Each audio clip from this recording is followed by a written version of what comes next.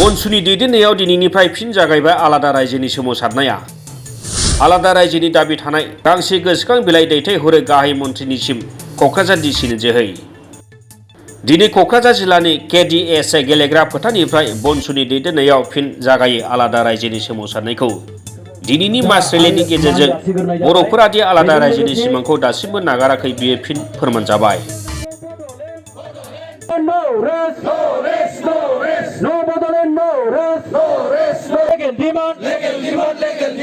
बनसुआ आलादा रायजोनि दाबि थानाय गांसे गोसोखां बिलाइखौ गाहाय मन्थ्रि नरेन्द्र मदि बिथांनिसिम क'क्राझार डिसिनि दारै दैथायहरो। आलादा रायजो दाबिनानै फिन दिनै सोमावसारफिननायनि बिथिङाव बनसुनि आफादगिरि बनजित मन्जिल बसुमतारिया ओरैबायदि बुङो। बर' माहारियारि फरायसा आफाद बनसुआ दिनैहाय क'क्राझार टाउननि क'क्राझार डिस्ट्रिक्ट स्पर्ट्स एस'सिएशननि गेवलां फोथारावहाय गासै रायजो राजा जोंनि फरायसाफोरखौ आरो बनसुनि दैदेनगिरिफोरखौ आरो समाजनि मेलेमजिबि बिथांमोनखौ लानानै दिनै फिन खेबसे ब्रैथि खेब बर' सेपारेट स्टेट आलादा रायजोनि मुभमेन्टखौ जों आराम्भ खालामबाय। जों गिबियावनो जोंनि आफादनि फिरफिलाखौ बिरहोनानै जोंनि मुंख्लंफोरखौ मान बावनानै आरो गेदेमा बड'फा उपेन्द्रनाथ ब्रह्मनि जिउमाखौ मान बावनानै जोंनि नन भायलेन्सजों दावहा नांग्रा महात्मा गान्धीखौ मान बावनानै जोङो दिनै जोंनि जि मोनसे आलादा रायजो जाय बर' हारिनि मोनसे गेदेमा सिमां बेखौ जों आगानसेयैबाबो जोङो हाजार आगाननि थाखाय दिनै जुजिजेनबाय। आरो दिनै बे मिडियानि गेजेरजोंनो आं बर' रायजो राजा गासै मानगोनां बिथांमोननो मिथिहोनो लुबैदों दि थांनाय समफोरावहाय जों नुनो मोन्दों दि बर'फ्रा गोबां सम 1967निफ्रायनो आलादा रायजोनि थाखाय सोमावसारबोदों आरो बे आलादा रायजो सोमावसारनायाव बे भारत सरकार आसाम सरकारा जोंनो फिसा फिसा मोनसेनिफ्राय मोनसे काउन्सिल होबोदों, जेरै BSc BTC आरो थांनाय बाराव मैया दाख्लैसो BTR मोनसे सुक्ति खालामबोदों। नाथाय बै सुक्ति खालामनायफोरखौ जों नाहरोब्ला बे गासैबो सुक्तिया आलादा रायजोनि जि मोनसे मावनांगौ खामानि बेखौ मावफुंसार होनो हायाखै। जे मोनसे काउन्सिल होनाया जोंनि बर' हारिनि गांनाय उखैनाय, बर' हारिनि थामोनथानि थाखाय, बर' हारिनि जाथिनि रैखाथिनि थाखाय, बर' हारिनि दिनै ससिय' इक'नमिक कन्डिसननि थाखाय, बर' हारिनि दिनै गासै माने कालचार गासै भाषानि थाखाय जौगानायाव दिनै बे मोनसे मावफुंनो हायाखै। दा बेनि थाखायनो दिनै बर' माहारियारि फरायसा आफादा फिन खेबसे बर' हारिनि थामोनथानि थाखाय, बर' हारिनि रैखाथिनि थाखाय, बर' हारिनि राव हारिमुनि जौगानायनि थाखाय, बर' हारिनि दिनै मोनसे गेरेमसा हारि दानायनि थाखाय फिन खेबसे दिनै आलादा रायजो सोमावसारनायखौ दिनै बनसुआ बर' हारिनि जानानै दिनै आगान सुरजेनबाय। दे जोङो दिनै भारतनि प्राइम मिनिस्टार नरेन्द्र मदिजिनो आरो जोंनि भारतनि प्रेसिडेन्ट बिथांनो आरो दिनै जोंनि भारतनि हम मिनिस्टार अमित शाहजिनो जोङो दिनै मोनसे गोसोखां बिलाइ मेम'रेन्डाम जोङो दिनै क'क्राझार डिसिनि थ्रुयै साबमिट खालामदों। बेवहाय जोङो दिनै बर'फोरनि गासै जेंना जेंसि बर'फ्रा दिनै मानो थाखाय फिन खेबसे बर' मुभमेन्टखौ दानि निउ जेनेरेसन दानि गोरों लाइमोनफ्रा मानो थाखाय आन्दलन खालामफिननांगौ बेखौ जोङो फोरमायदों। बेवहाय जे थांनाय समफ्राव दि बर'फोरनो जि मोनसे सेपारेट स्टेटनि अल्टारनेटिभ जि मोनसे काउन्सिल होदोंमोन, मोनसे नङा मोननै नङा मोनथाम जि काउन्सिल होदोंमोन, बियो मालाबाबो बर'फोरनि दिनै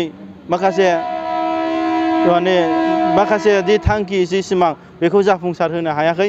बिनि थाखायनो दिनै भारत सरकारजों जों खेबसे दावहा नांफिनो एबा खुद्रि सारनो एबा गांनाय उखैनायनि थाखाय जोंनि सायाव गोजोन मोनसे नायहरफिननो थाखाय भारत सरकारजों मोनसे फ्रेश पलिटिकेल डायलग खालामनो थाखाय जों दिनै मेम'रेन्डामखौ साबमिट एबा जमा खालामनाय जादों।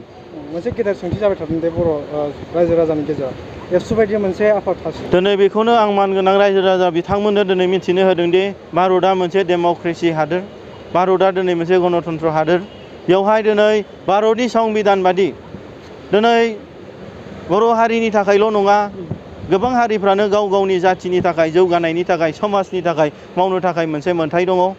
दिनैहाय बै समावहाय जोंनि बर' हारिनि जौगानायनि बर' हारिनि थांनानै थानायनि थाखाय दिनै गोबां बर'फ्रा मोनसेनिफ्राय मोनसे आफाद लानानै दिनै खामानि मावबोदों। बिथांमोना गावसोरनि जि मोनसे प्रजेक्ट जि थांखि बिथांमोना मावबोनानै दिनै मोनसे समाव जोबदों। सोरहाबा दिनै जिरायथ'बाय, सोरबा सारेन्डार जाबाय, सोरबाबा दिनै माने साक्सेस जायासै। थिग बिदिनो दिनै बनसुआबो बर' माहारियारिनि मोनसे फरायसा आफाद जानानै दिनै जेरै एबसु बादे बर' हारिनि थाखाय बर' जाथिनि थाखाय मावनो ओंखारदों। जोंबो दिनै दानि इयुन जेनेरेसन दानि गोरों गोरों लाइमोनफोर जाय जारिमिनखौ मिथिबाय, जाय भारतनि संबिधान आयेनखौ मिथिबाय, जे भारतनि संबिजितखौ मिथिबाय, दिनै बिथांमोना दिनै बर' हारिनि जि मोनसे भारत संबिधाननि प्रभिजनाव जि मोनसे बर'फ्रा बे थागिबि हिसाबै आलादा रायजो मोननांगौ बेखौ जाफुंसार होनो हायैयाव दिनै जोङो दिनै बेखौ मावफुंनो थाखाय जोङो दिनै ओंखारबोदों। बे थांनाय समफ्राव जों नुबोदों दि जोंहा दिनै भारत सरकारा दिनै सोरबा जिब जुनार नङा होमबा बेखौ खौथि मोनसे डिपार्टमेन्ट फरेस्ट डिपार्टमेन्ट बानायनानै दिनै सेफटि सिकिउरिटि होनो हादोंब्ला बर' हारिनि थाखाय जोङो थागिबि हिसाबै जोंखौ दिनै मानो रैखाथि होनो हायाखै? मानो जोंनि थाखाय मोनसे बाउन्डारि मोनसे एरिया जोंनि थाखाय मानो होनो हायाखै? दा बिनि थाखायनो दिनै जिब जुनारा दिनै मोनसे सिकिउरिटि मोनदोंब्ला बर' हारिनि जोंनि लाइमोन जोंनि बर' हारिनि मानसिफ्राबो दिनै सेफटि आरो सिकिउरिटिखौ जों दिनै मोननो हानांगोन। दिनै बेखौ जोङो थांनाय समफ्रावबो नुबोदों सासेनिफ्राय सासे जोंनि बर' लाइमोनफ्रा हमै सैमा अमाफोर बादि गावथारजादों। नाथाय बै जिनिसखौ जोङो दिनै होबथानोब्ला दिनै खुनु मोनसे काउन्सिल खुनु मोनसे माने स्टेटनि अल्टारनेटिभा खुनु दिन बे खामानि होनाय नङा। जेब्लानाखि जों आलादा रायजो मोना बर' हारिया मालाबाबो गेरेमसा हारि दानो हानाय नङा। बर' हारिनि ससिय' पलिटिकेल इस्यु, बर' हारिनि ससिय' कालचार, बर' हारिनि ससिय' इक'नमिक्स कन्डिसना मालाबाबो जौगानाय नङा। बर' हारिनि रैखाथि, बर' हारिनि जि गेरेमसा हारि दानाय जे बड'फा उपेन्द्रनाथ ब्रह्मनि सिमाङा मोगथां महर मोननाय नङा।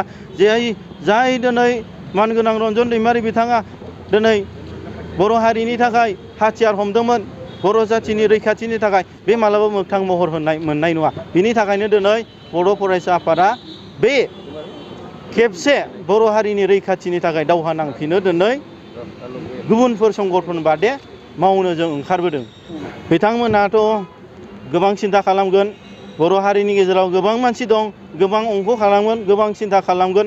नाथाय बर' रायजो राजाफ्रा मिथिना लानाया बेनो गाहाम दि बे बनसुआ दिनै मोनसे गोथार आरो निस्थार मिजिं लानानै फैदों। जाय जिनिसखौ गोबां सम जोङो मिजिं थिनानै आसा खालामनानै जोंनि फिउचार जेनेरेसन जोंनि गथ' फंबाय बिनानावमोननि थाखाय जोंनि गथ' गथायनि थाखाय गोजोन फिउचारखौ जों नुहुरनानै जोङो दिनै दानो जोङो रोंबाय राबाय हिसाबै जों दानो मावनानै मावलांखानांगोन हिसाबै जोङो दिनै ओंखारबोदों। जाहाथे थांनाय समफ्रावबो जोंनि बिफाजों समान बैसो, बिदाजों समान, बिब'जों समान बैसो बिथांमोना जाथिनि थाखाय जे आन्दलन खालामबोबाय, खस्थ' भुगिनांबोबाय, दिनै सोरबा बादिया जिउ गोमानांबाय, मुंख्लं जानांबाय, सोरबा दिनै मावरिया जानांबाय, सोरबा बादिया दिनै गथ' गथाय गोमाजानांबाय, बिमा बिफा गोमाजानांबाय, सोरबा बादिया जिनाहारि खालामजानांबाय, सोरबा बादिया बुथारनांबाय। बैफोरबादि दुखु खस्थ'खौ जों बिथांमोननि जि मोनसे स्पिरिट बे स्पिरिटखौ जों लांफिननानै जोंनि जि गुबै थांखि बर' माहारिनि बर' आइ आफानि आलादा रायजो सोरजिनाय बेखौ मोगथां महर होनो थाखायसो दिनै जों बनसुआ जोनोम जादों आरो बेखौ मावनो थाखाय जों जानजि खाफ्रादों। जोंनि मुभमेन्टआव बा सोमावसारनाय